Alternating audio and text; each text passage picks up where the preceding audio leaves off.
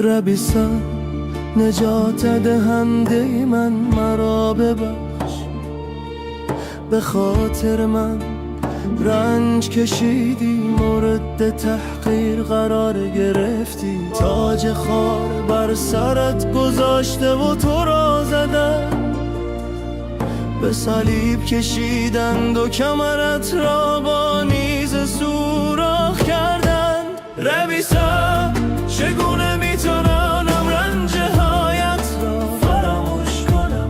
ربیسا چگونه میتونم دردهایت را فراموش کنم؟ ربیسا چگونه میتونم آن قلوفا را فراموش کنم؟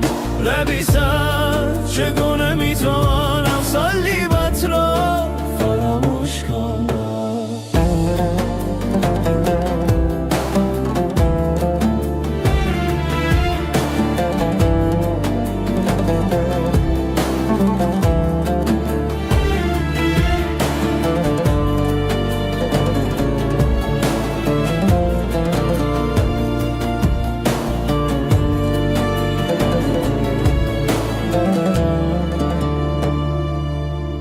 با تمام قلبم جانم را به تو میسپارم، با تمام قلبم تو را صدا میکنم، با تمام قلبم در حضور تو دعا میکنم، چون تو با تمام قلبت مرا دوست داشتی.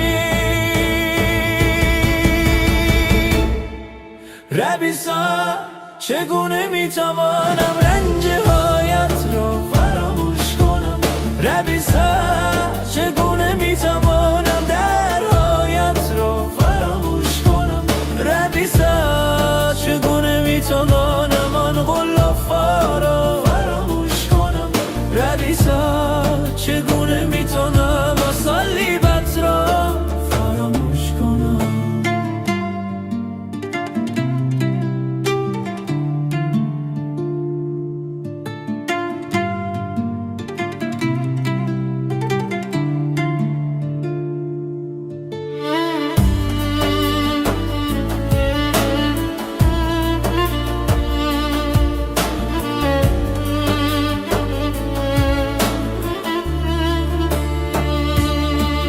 ربیسا چگونه